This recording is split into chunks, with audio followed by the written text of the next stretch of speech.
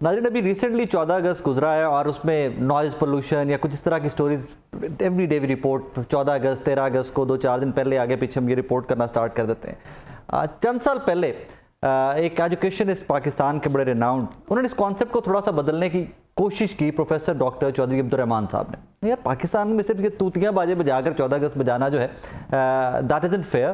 पाकिस्तान के अंदर बहुत अच्छे अच्छे स्टार्स हैं, बड़े एंटरप्रेन्योर्स हैं, बहुत अच्छे अच्छे स्टार्टअप्स हैं, स्टूडेंट्स हैं, यूनिवर्सिटीज़ हैं, एकेडमिया के लोग हैं।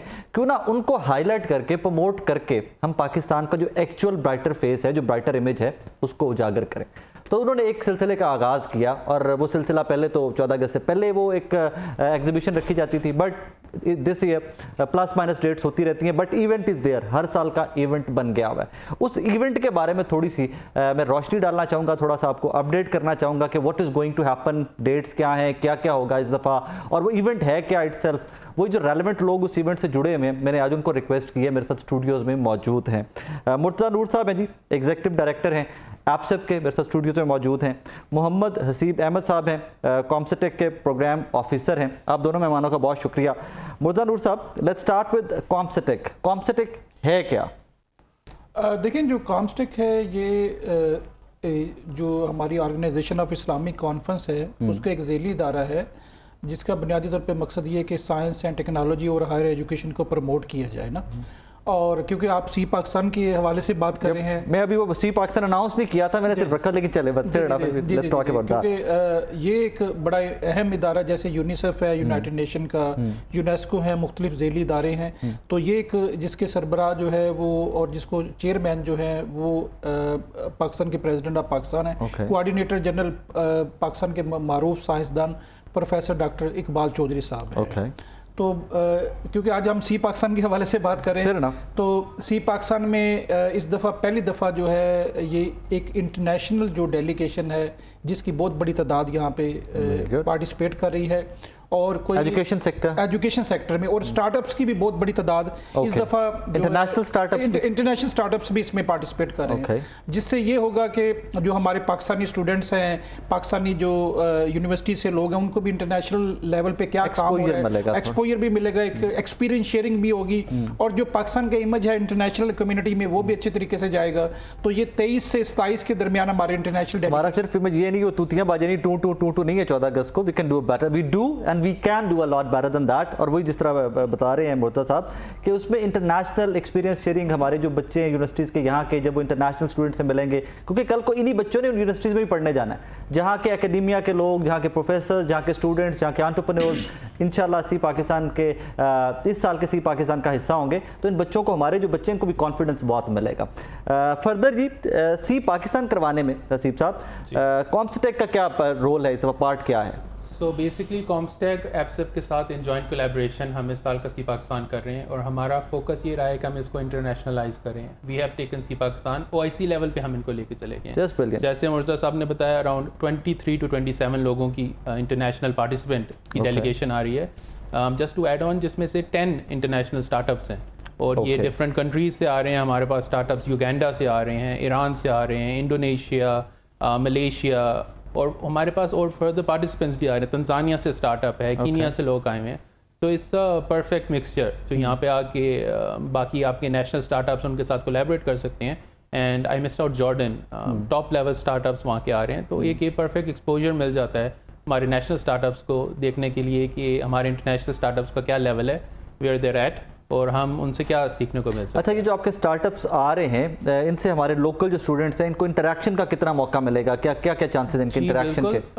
हमारे जो स्टार्टअप्स हैं वो यहाँ पे अब मेन एक्सपो, जैसे कि आपको पता है, ऑन द 26, तो ये 2-3 दिन पहले आ गए हैं। अभी ये आपस में इनकी नेटवर्किंग हो रही है। ऑन द डे 26 को इट विल बी 100 स्टार्टअप्स, जिसमें से अराउंड 80 नेशनल हैं और 20 इंटरनेशनल हैं। तो ये सारे दिन वहाँ पे प्रेजेंट होंगे, दिल गेट टू इंटरैक्ट, एक दूसरे को पिच प्रेजेंटेशंस करेंगे, और उसके बाद हम वहाँ पे हैं टू हेल्प देम नेटवर्क, जो उनकी रेलेवेंट चीज़ है, जो रेलेवेंट स्टार्टअप से एक दूसरे को लगता है कि हम म्यूचुअल कोलैबोरेशन कर सकते हैं, उनको we are there to help them. I think I remember last year भी हमारे कुछ स्टार्टअप थे, they went international. Last year के कुछ स्टार्टअप भी लोकल थे हमारे पाकिस्तान के, बट दे वेंट इंटरनेशनल, उनको भी कोलैबोरेशंस मिल गई थी बाद में। Even at the national level अभी सी पाकिस्तान ने प्रॉपर रीजनल राउंड्स किए हैं। सो जो 80+ स्टार्टअप्स प्रेजेंट करेंगे on the expo, they are the best in Pakistan. Fair enough. And they are presenting there with the best in the OIC member states जिनको हमने reach out किया। Fair enough. और इस दफ़ा ओवरऑल OIC के सारे क्योंकि अगला है कि हमारे कॉन्सर्ट्स में कितने लोग हैं, कितने मेंबर्स हैं, और वो सारे इस दफ़ा आ रहे हैं, जितने OIC के मेंबर्स हैं उन तमाम ममालिक से आ रहे हैं स्टार्टअप्स। जी देखें, ये रिप्रेजेंटेशन तो ओवरऑल तमाम कॉन्टिनेंट्स की है, ठीक है ना, जिसमें हम अफ्रीका, एशिया, मिडल ईस्ट, जितना भी है, जहाँ जहाँ पे OIC के कंट्रीज़ हैं, टर्की से हमारे पास है यहाँ पे, इवन इसके अलावा रशिया से भी हमारे पास है, जो वहाँ से भी है। और ये फर्स्ट राउंड में तो तकरीबन बहुत ज़्यादा हमारी पार्टिसिपेशन थी। अब उसमें से जो शॉर्ट लिस्ट होकर आए हैं तो ये यानी this is a new thing which has been added to the ये हमारी सी पाकिस्तान एक्सपो, जिसमें हम जो है इस दफ़ा समझ लें कि ये आप एक इंटरनेशनल एडिशन बन चुका है। अब ये जो ब्रांड है वो इंटरनेशनल लेवल पे चला गया है।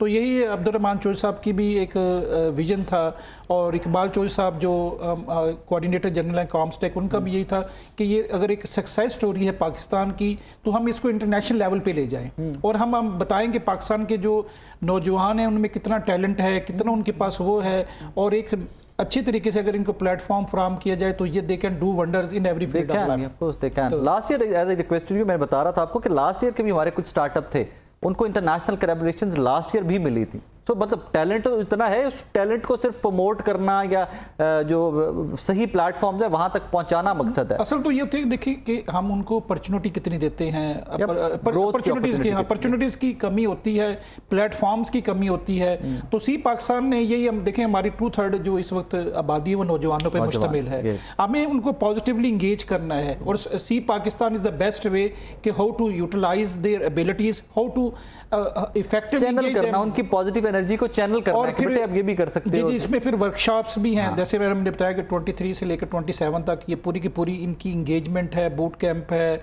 इसके अलावा एंटरप्रेन्योरल एजुकेटर्स समिट है, उसमें भी हमारे जो इंटरनेशनल पार्टिसिपेंट्स हैं उनकी बहुत बड़ी तादाद है। और इसमें सबसे अच्छी बात ये कि इसमें पाकिस्तानी जो प्राइवेट सेक्टर है उसने ये भी शो केस किया है कि दे कैन यानी कि इतनी बड़ी लीडिंग रोल अगर थोड़ा सा उनको बूस्ट अप किया जाए तो private sector can do wonders in the every sector, ठीक है ना। तो ये प्राइवेट सेक्टर यूनिवर्सिटीज एसोसिएशन जो है, जिसका बुनियादी तौर पे मकसद भी यही था कि हम ना सिर्फ हायर एजुकेशन को प्रमोट करें, बल्कि हमने पाकिस्तान की इमेज बिल्डिंग भी बहुत अच्छे तरीके से, अभी टर्किया में हमारा सबसे बड़ा डेलीगेशन गया था जिसको अब्दुर्रहमान चौधरी साहब ने ही वो हेड किया था। वहाँ पे हमने वहाँ पे जो ज़लज़ला ज़दा इलाके थे वहाँ पे भी हमने सपोर्ट किया, और हमने वहाँ पे एक पाकिस्तान का फर्स्ट एवर पवेलियन इस्टेब्लिश किया गया टर्किया में।